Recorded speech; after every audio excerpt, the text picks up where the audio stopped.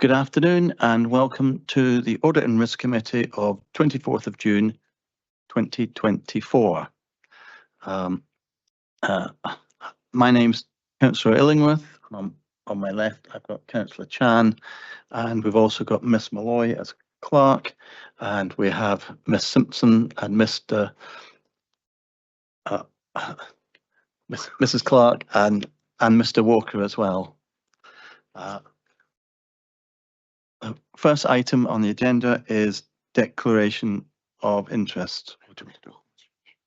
First item on the agenda is apologies. Thanks, Convener. We have an apology from Councillor Harvey, and all other members are present in the chamber. Right, thank you. Are there any declarations of interest? Right, thank you. Can we agree the minutes of the Audit and Risk Committee of 25th of March? Great, thank you very much. First substantial item on the agenda is the draft unaudited accounts for 23-24, and I will ask Mr. Walker to introduce your report.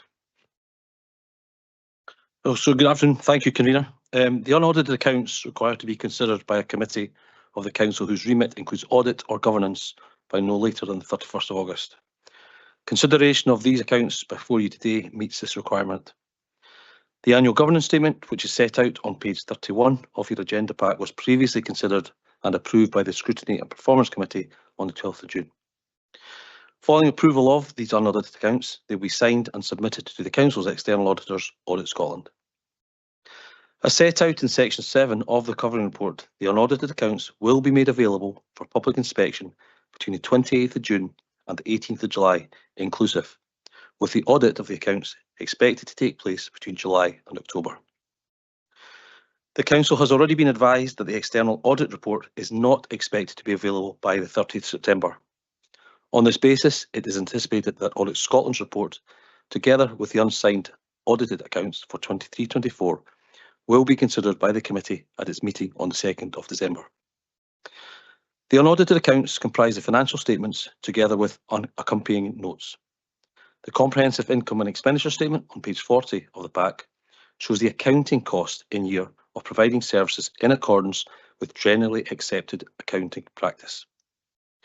The movement in reserve statement on page 39 shows the movement in year on the Council's reserves, and the balance sheet on page 41 shows the value of the Council's assets and liabilities at 31st of March, with the net assets of the Council being matched by the reserves it holds.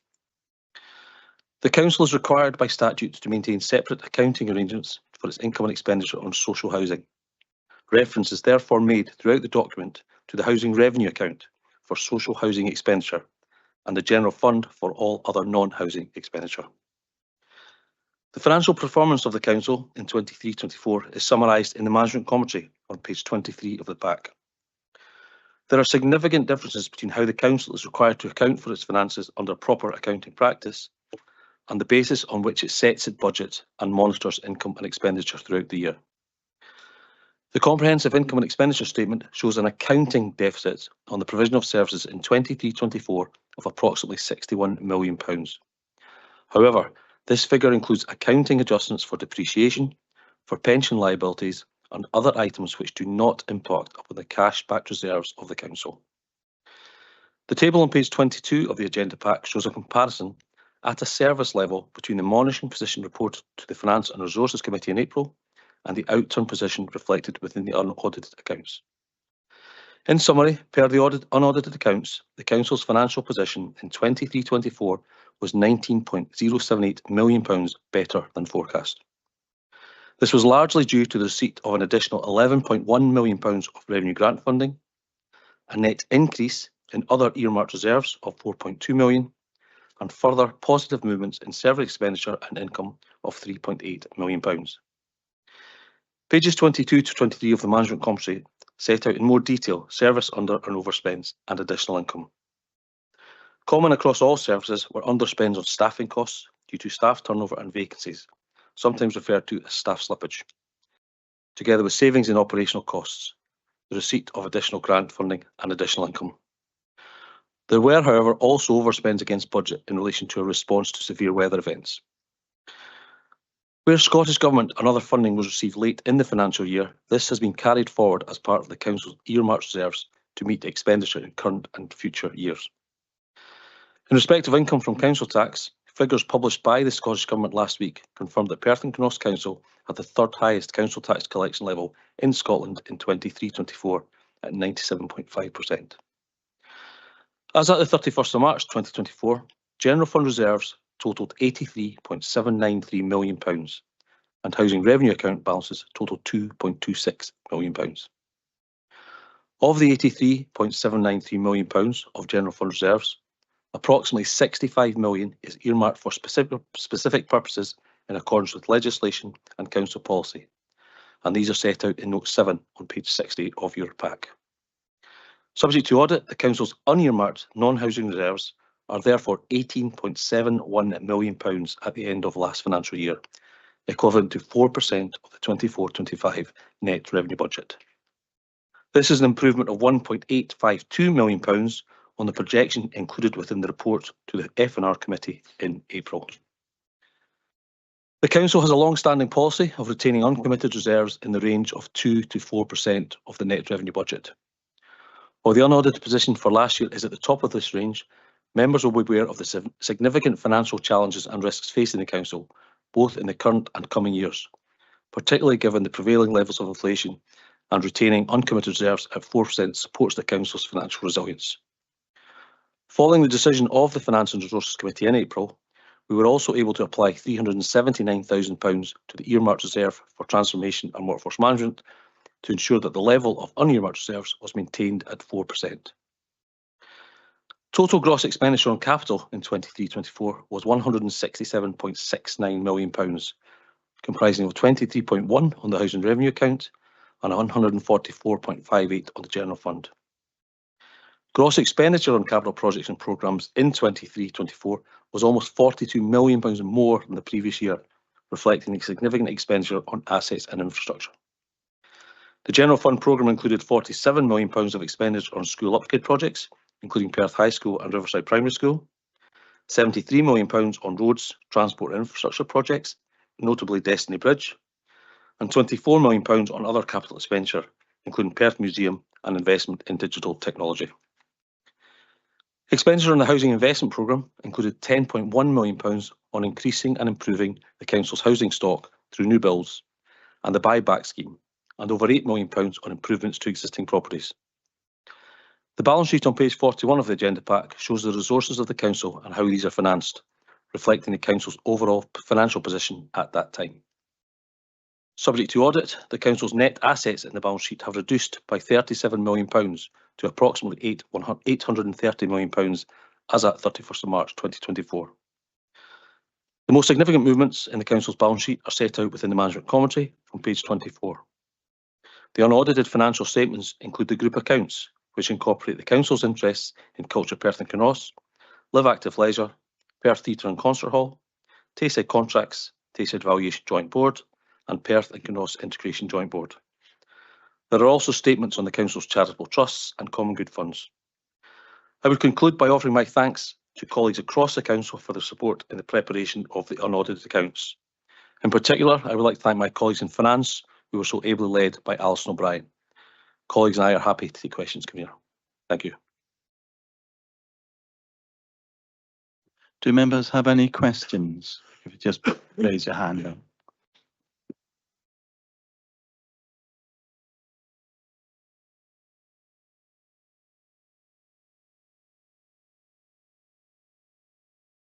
Councillor Chan. I'm just wondering how the Council will ensure the use of the General Fund balance is sustainable in the long term. Okay, thank you for the question. So the Council does have in play a 3-year balanced revenue budget for 24-25, 25-26 and 26-27. We're placing less reliance on reserves than we have ever done. We're also doing more monitoring of reserves more transparently to the F&R Committee. You'll be aware, I think it's Appendix 6 sets out all the earmarked reserves. It demonstrates the impact on the reserves of any decisions in terms of the level of unearmarked reserves. So I think the level of transparency around about our reserves is probably more than it's ever been in this council.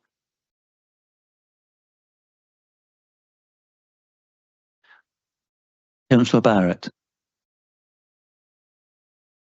Thank you, convener. Just to follow up on that, Scott, I noticed that the usable reserves have gone up from 102 to 121, but the unusable has gone down quite significantly in the last year. What's the key reason for that? I'm looking at page, oh God, the numbers are overwritten. It's page 39, the movement in reserves statement. We've got 2022 at the top and then 23 halfway down the page and then 24 at the bottom of the page. The last two columns on that page. Last three columns on that page.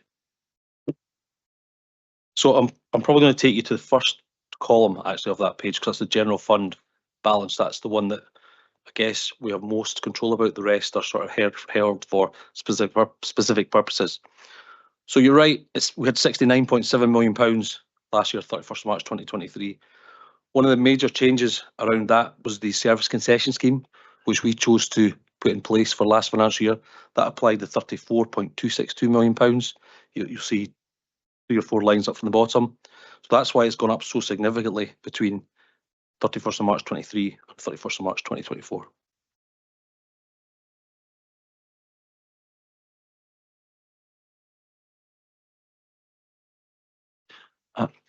Do members have any other questions?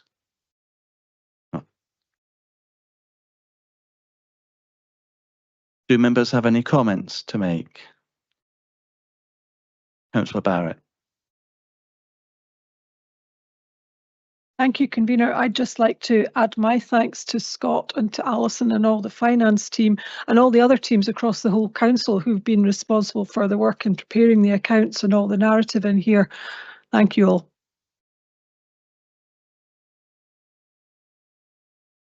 And so say all of us. Yeah, this is a massive piece of work, and all your efforts are very much appreciated. It's essential to the smooth running of the council, and it's all part of the really excellent financial management receive that makes everything that we do in the council possible. If we don't have substantial financial management, we can't fill in potholes. We can't do anything. So thank you for all your efforts.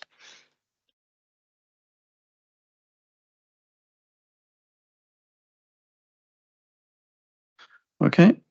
Can I ask if members are happy to authorise the Chief Financial Officer to sign the unaudited 2023-24 annual accounts?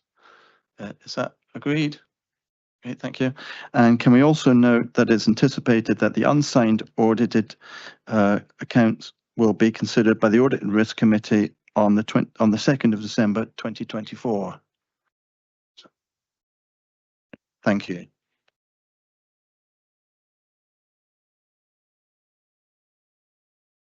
We now move on to internal audit follow-up, which will be led by Councillor Chan. Thank you, Convener. Moving on to item number 5, internal audit follow-up. I'll now ask Jackie Clark, Chief Internal Auditor, to introduce the report. Thank you. Thank you, Vice Convener.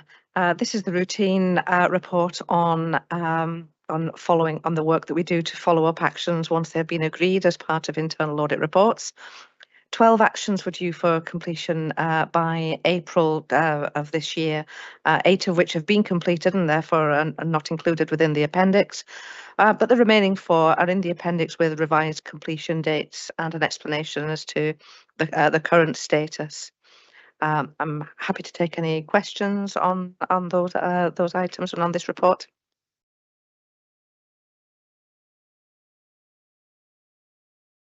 Are there any questions?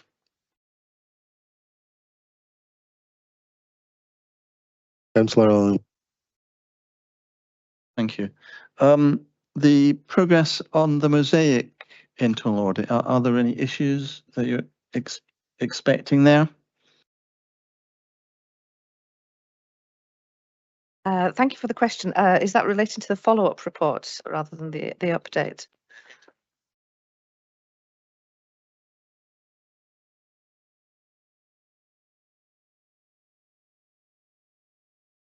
Are there any other questions?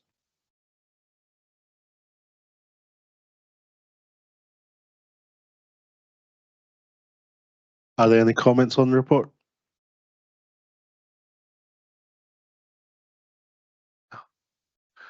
Can I ask members to agree the report? Thank you. Moving on to item number 6, internal audit update. I'm going to ask Jackie Clark, Chief Internal Auditor, to introduce the report. Thank you.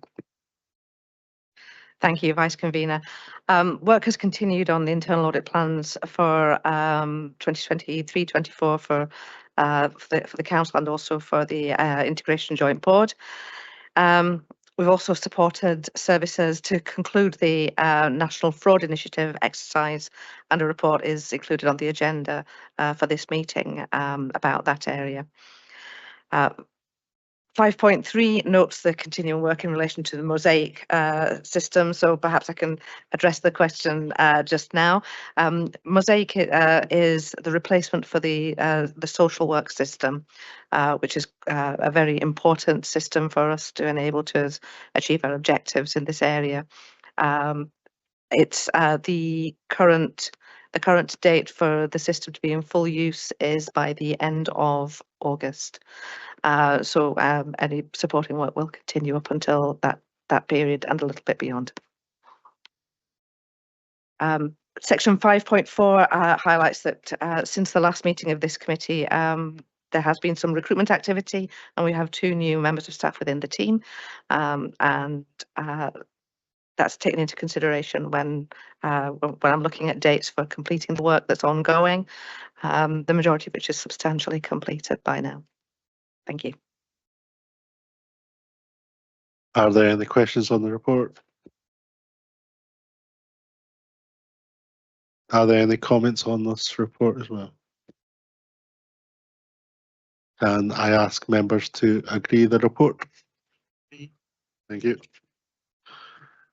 Moving on to item number 7, internal audit plan 2024 to 2025. I will now ask Jackie Clark to introduce the report. Thank you. Thank you, Vice Convener. The public sector internal audit standards require the Chief Internal Auditor to prepare a risk-based internal audit plan for up to 12 months, taking account of the Council's objectives, risks and performance management arrangements. And I would like to note here, obviously, we're considering the risk management arrangements later on this agenda. I'd like to apologise first off for the wrong links which are appearing at 4.4, which relate. The links take you to last year's risk management papers rather than this year's risk management papers. So apologies about that, but you will have seen the correct ones on today's agenda. So in addition to the risk management arrangements guiding the audit plan, I've also reviewed what the objective of the organisation and the outcomes from the annual governance statement process, along with external scrutiny and inspection, both that has occurred and is due to occur. All that is taken into consideration, along with any unplanned work that has been undertaken within the last few years. The proposed planned activity at Section 6 takes account of the resources that are available at present and presents a realistic and achievable plan for 2024-25. You will see that some aspects are not aligned to a specific strategic risk. That's where those are more cross-cutting in terms of supporting the organisation across many areas of business and also across transformation as well. I'm happy to take any questions. Thank you. Do members have any questions? Councillor Grant, sure. Thank you, Vice Convener. Can I ask a question in 4.7 of the paper? And I appreciate Scott talking about the cumulative audit knowledge? Is that within the team or is it personal individuals? I'm just wondering about that intellectual knowledge that people have of the leaf, which alludes to the heat map. They're talking about staff retention. Are we leaving ourselves vulnerable in that respect at all? Thank you for your question, Councillor. It is personal and collectively within the team, and our knowledge of the organisation. And yeah, a lot of this is through my knowledge of the organisation, but it is that knowledge is shared with the team and how they and how we've come up with the current plan. So I can't say that there'd be no risk, but I'm here and I don't see myself going anywhere for quite some time. Thank you. Thank you. Are there any further questions? Councillor Colin Stewart. Vice Convener. Looking at the planned activity in 6.1, I was curious about the third sector review to review services provided by the third sector. I mean, that could be an enormous piece of work. What will the likely scope of that particular one be? Thank you for the question. I'm in the process of scoping this piece of work at present, along with colleagues as part of the transformation programme and to support the transformation board. So I'm working with Charlene Guild, who's leading on this area, and I'm meeting with ELT tomorrow to actually drill down what's achievable and what would be would add value to the review of the third sector across the piece. So it is very general there at the moment, but that's because the scoping is a work in progress. And just a quick follow up then. In terms of that being an audit, will that? I think it's a really useful one to have, and I think it's probably somewhere that we've missed looking at in the past. Will there be a best value focus on that, and if so, will it be comparison with non-third sector provided services? So, for example, either internally or commissioned services. Thank you. That will be a consideration as to how wide we end up going with regard to the comparisons, but it will have a best value feel to it. Are there any further questions? No. Are there any comments from members? No. Can I ask the report to be agreed? Thank you. Moving on to item number 8, internal audit annual report and internal audit opinion for 23-24. I will now ask Jackie Clark to introduce the report. Thank you. Thank you, Vice Convener. The public sector internal audit standards require me as the Chief Internal Auditor to provide an annual opinion on the effectiveness of the Council's framework of governance, risk management and internal control. And it's recommended that the committee note the opinion that reasonable assurance can be placed on these areas. This report summarises the work that's been undertaken within the year and what has been previously reported to this committee. Within the report, it highlights that the follow-up arrangements are assessed to be adequate, as is the role and remit of the Audit and Risk Committee. Section 10 details compliance with the public sector internal audit standards and the Chief Internal Auditor's opinion that we generally conform. There is an external quality assessment which is required to be undertaken every 5 years. And this is a process whereby the arrangements within the council are independently verified by a peer review from within the Scottish Local Authority's Chief Internal Auditors. This is due to commence shortly, and I anticipate that the outcomes will be concluded and reported later in the year. which is a slight delay, which has been impacted. The whole programme has been partly impacted as it's a 5-year programme by COVID and also by internal audit resourcing across the public sector. I'm happy to take any questions on this report. Do members have any questions? Thank you. Councillor Collins Stewart. Thanks, Vice Convener. It was a question in 8.1, responsibility for considering and accepting or rejecting internal audit's findings rests with management.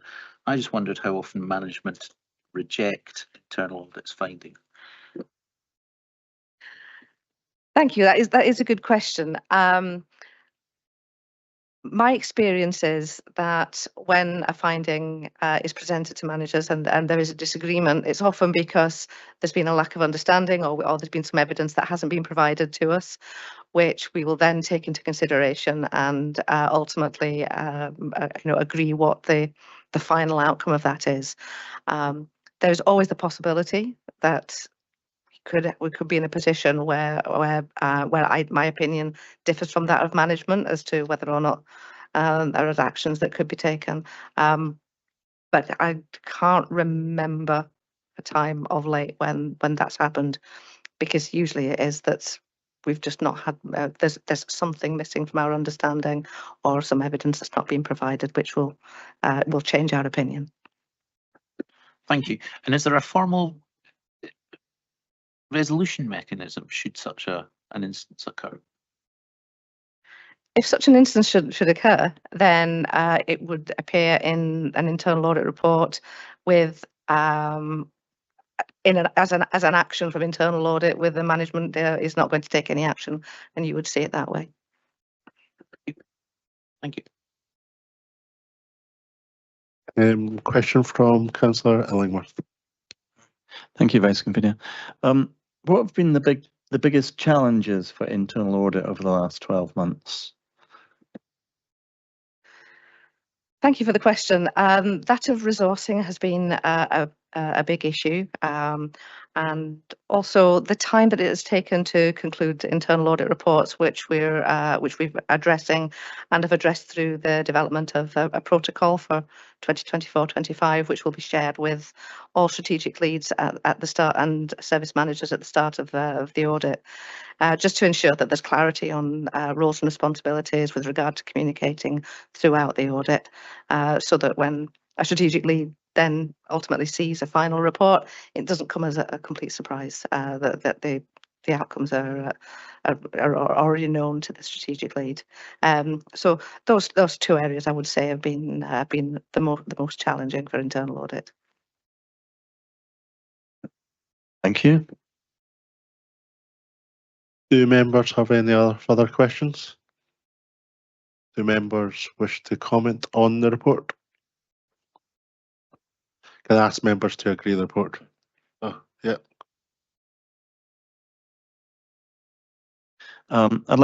As convener, I'd like to thank Mrs. Clark and her team for all the hard work she's put in over the last year, and for all the benefits it's brought to the organisation in terms of financial control and controls on the organisation. And I'm sure the rest of the committee will support me on that.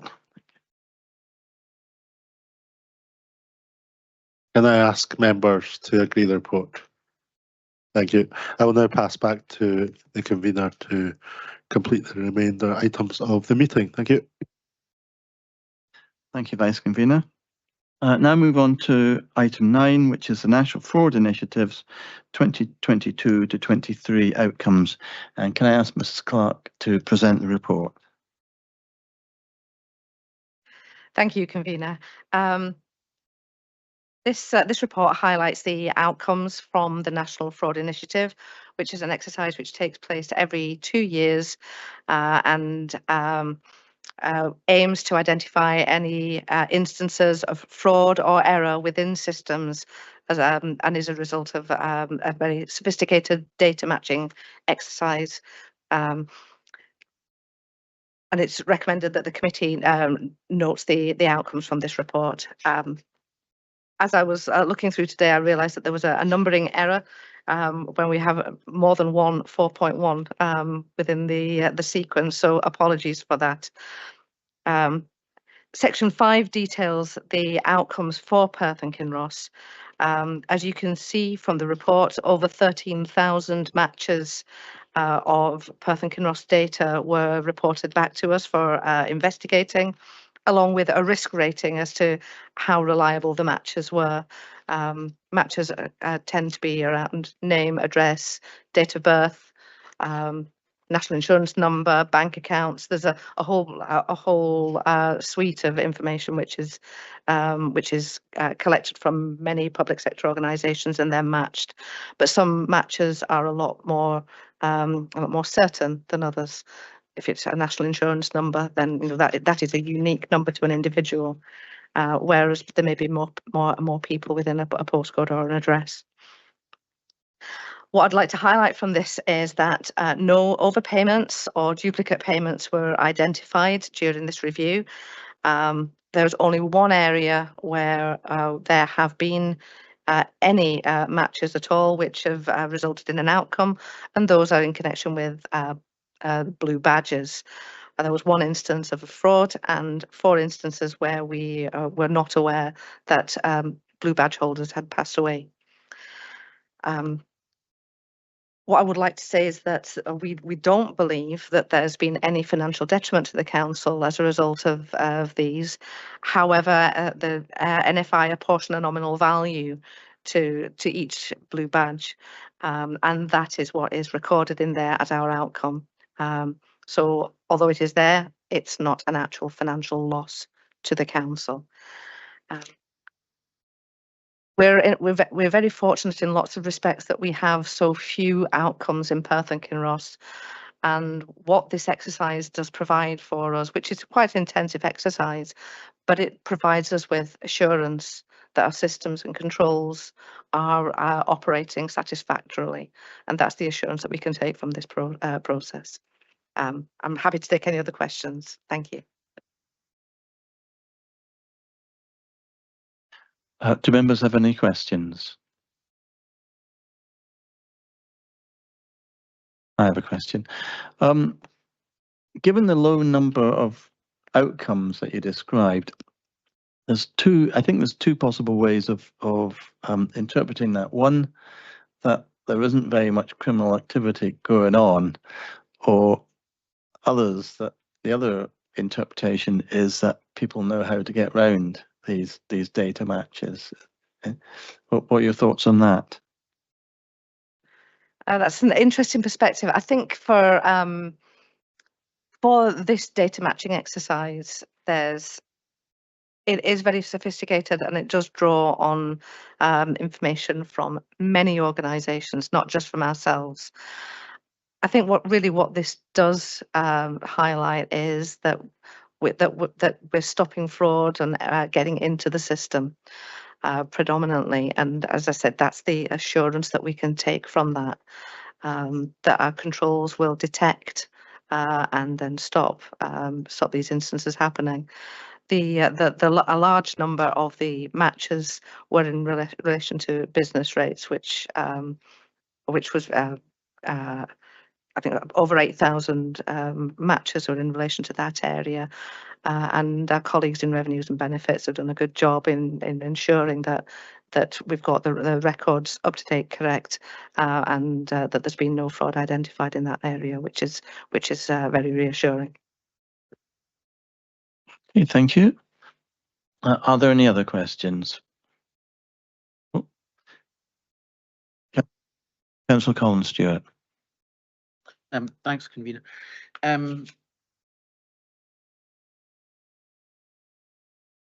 The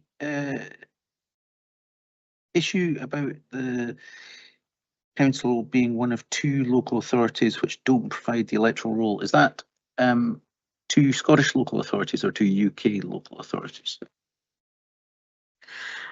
It is 2 Scottish local authorities, but equally we are one of only 2 in the whole of the UK.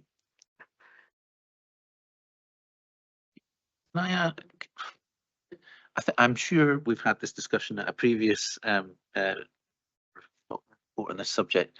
Why are we such an outlier in this respect?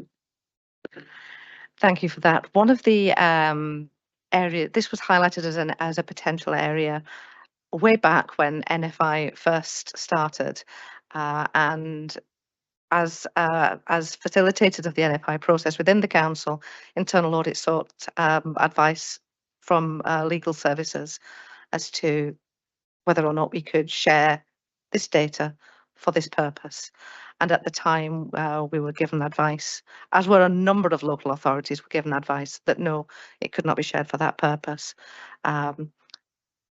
This was fed back to NFI and they went away. There were some changes made to legislation to enable it. However, when that was then presented back to our legal services department, they reviewed that and said, well, actually, no, the changes are not sufficient to permit this. So ourselves and one other council in Scotland took it back to our lawyers and sought their advice. I think a lot of other places accepted that NFI had changed the law and therefore they could. Okay, so as an alternative to manage risk associated with not providing this information, we engage an external agency to carry out such checks on our behalf. Surely that external agency must therefore use the published, probably the abridged electoral roll.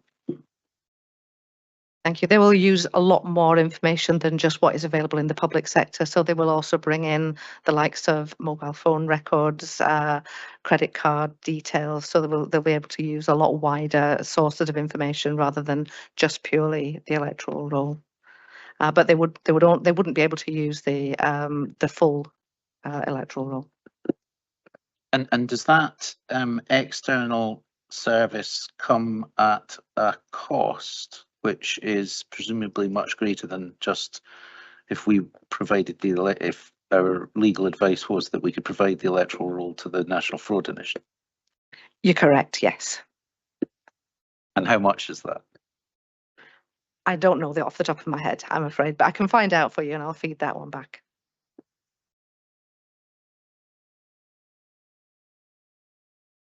Are there any more questions? Are there any comments? Councillor Barrett. Just wanted to take this opportunity to thank Jackie and the team for all the work on this and all the other reports that we've had in front of us today. Thank you. And also, so say all of us, thank you very much.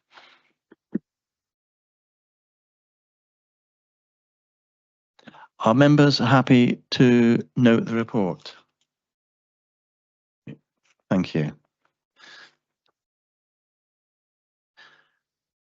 We now move on to the annual update report on strategic risk management. I'm going to ask Ms. Simpson to introduce the report. Thank you, Convener.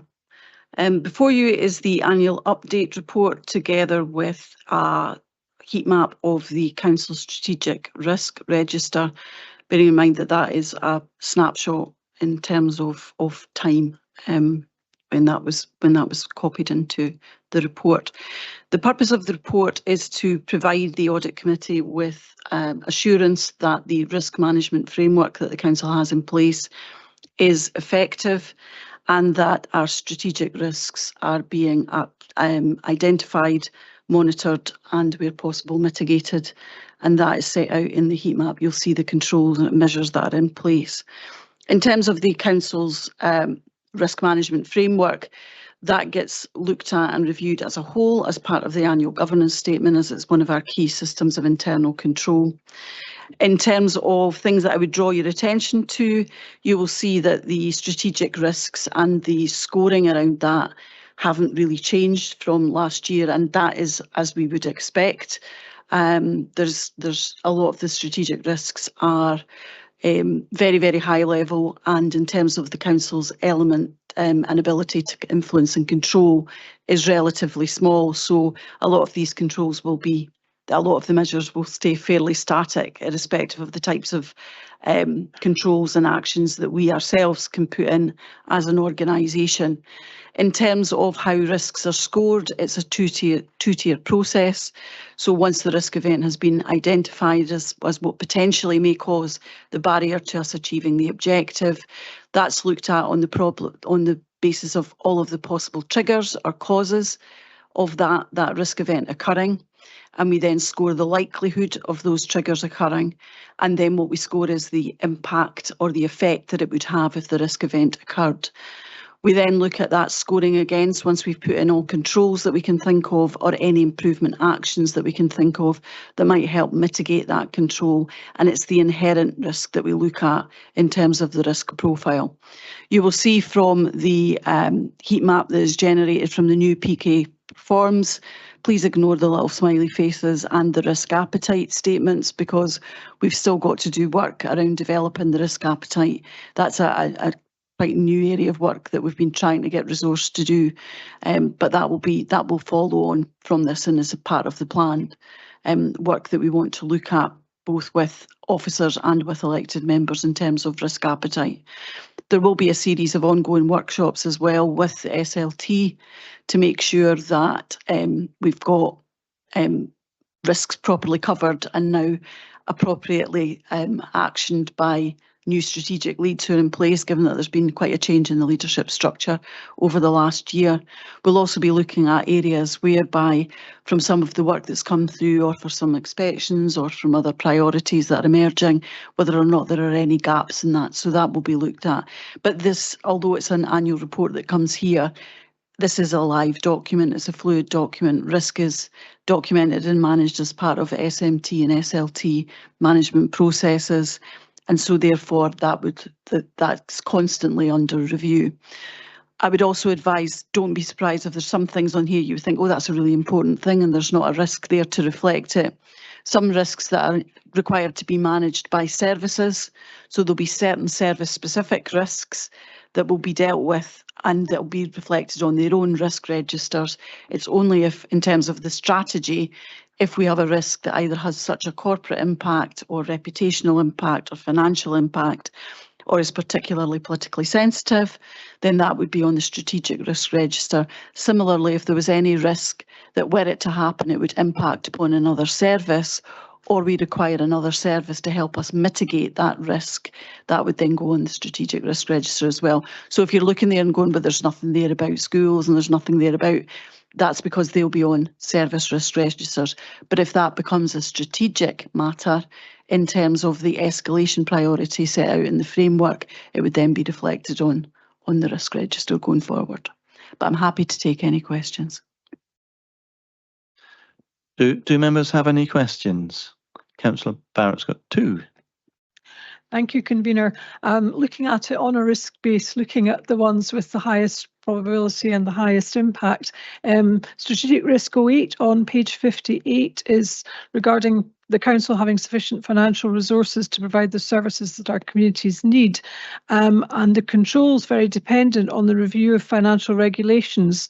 This is showing amber and 50% complete, and it's due in September. I do recognise there are a lot of pressures on the finance and business support team at the moment, and I just wanted to ask if this is going to manage to stay on track. Thank you. Yes, it is in hand. We need to update the financial regulations to reflect the new structures.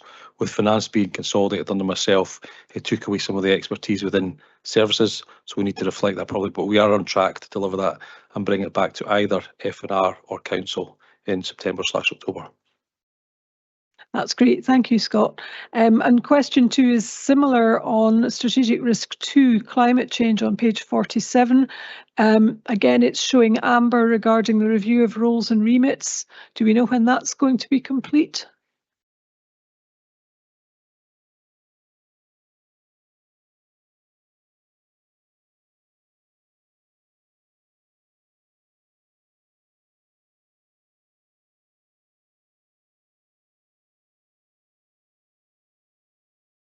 Thank you, Councillor Barrett. I don't actually have dates that are available, but I can double check that. I think that there's certain things that have already been altered to reflect where officers have left, have retired or moved on, and that there are new posts in place. So that's just been a like for like. But because there has been a bit of a restructure in terms of splitting out climate change from sustainable development and that being more aligned now around environmental and waste management, that there are people who have left and we're in the point of recruiting to new posts. So a lot of it will be reflective of that. There's some people that are still not in place yet in posts. So that's probably a work in progress as structures are bedded down and people are recruited to vacant posts going forward. The target is the 30th of June, but I don't think that in particular the strategic lead for this one, who's the thematic lead, which is Fraser, he had a number of departures from his management team due to people retiring and people getting new exciting job offers. So he suddenly found himself in the process of trying to build up his new team. So that is actually just down to the recruitment process and the time that takes to fill that structure. He hasn't got a full management structure in place yet. Thank you. Are there any other questions? Councillor Grant. I'm looking at the risk summary on page 3 of the 26. I was wondering what the time frame would be for the trend. Far right.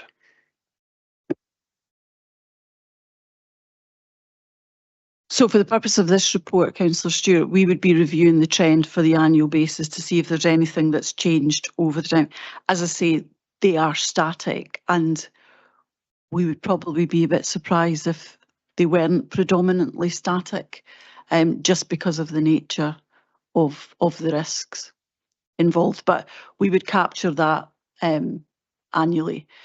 What we have done, though, is we've aligned the operational reporting of these to coincide with audit and committee dates, so that if there was any material factor or new risks emerging or any blip in trend one way or other, that would allow us to come in by exception, report back to you as a committee rather than wait to the next year.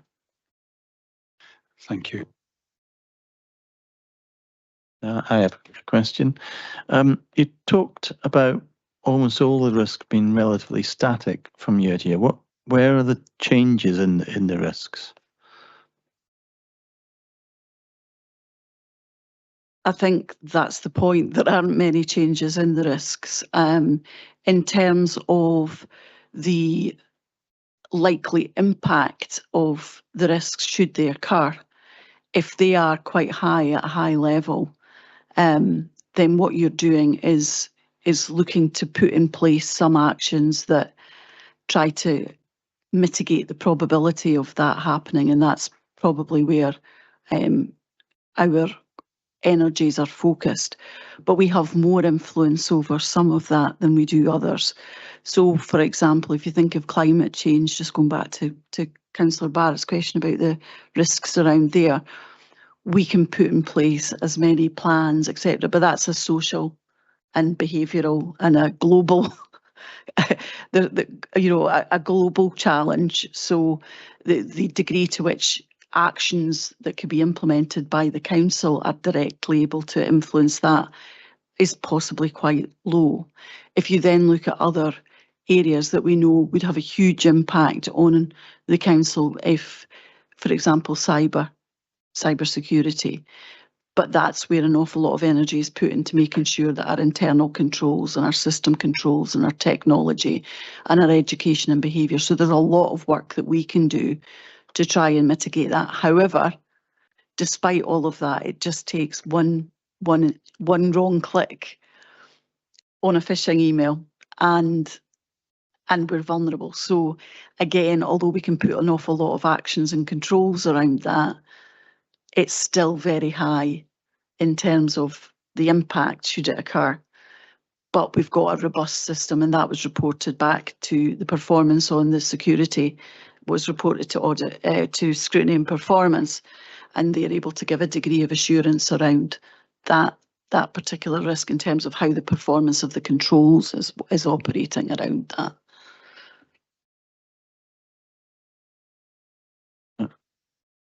Are you happy with that? One more question. Okay. You mentioned earlier about services can hold their own risks, and some might get escalated. Are they going to be using similar process? Are they using PK Performs as well? Yes, so in terms of this is all based on our management of risk framework. That's the framework methodology that we use in the council, and it's been in place since 2017. There are a number of us that are trained in the practice of that, so we're practitioners in that, and that has been rolled out across the whole organisation. What we're now in the place of, because PK Performs is a new system that we have in place, we're in the process of getting that loaded both for performance and risk at the strategic level. What will then happen was operational plans will be put into that so that they can feed in and we can track that. And hopefully there's a process of automatic escalation and de-escalation. But at the moment that's done on the basis of management discussion in terms of looking at risk and probability and making an escalation. But the process for escalation is set out in the strategy, which is part of the framework. Thank you. Councillor Collins, Stuart. Thank you, convener. The residual solutions, the actions for a lot of these strategic risks seem to be about reviewing roles and remits, developing a strategy, reviewing a plan. I wonder whether those are a bit general. They're not, you know, just reviewing a strategy or revising a plan isn't in itself actually doing any actions in order to mitigate a risk. So would it be more appropriate if we had meatier, more substantive actions on the strategic risk register? I'm laughing because I would honestly swear that you've got a bug placed in my office, because that has been one of my challenges right the way throughout this, in terms of, I think people have put it down as a shorthand, but what it's not, it's specific actions that are coming out of these strategies and whatnot that will be the countermeasure. What we're looking to do now that we've got these captures, once we've got agreement around these are the risks and we're not missing anything, there is detailed workshops being set up, particularly around the thematic ones, which are quite guilty of, we have a strategy, we have a plan, and my challenge back is, so what? And what are we doing? So to actually drill down into these plans and strategies to actually crystallise what the action is that is going to mitigate that. So we will be doing that exercise to break that down and putting these down in terms of, it's this bit that you will find within the strategy, but these are the actions that we'll be focused on. You're absolutely right, and that I totally agree with you.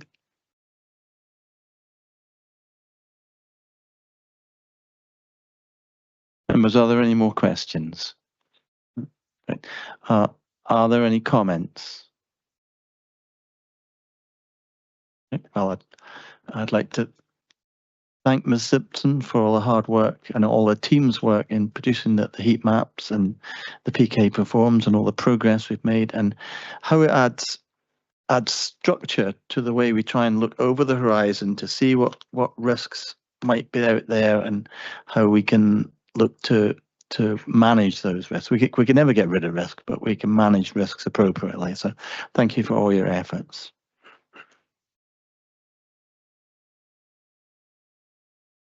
And that brings us to the end of the Audit and Risk Committee for today.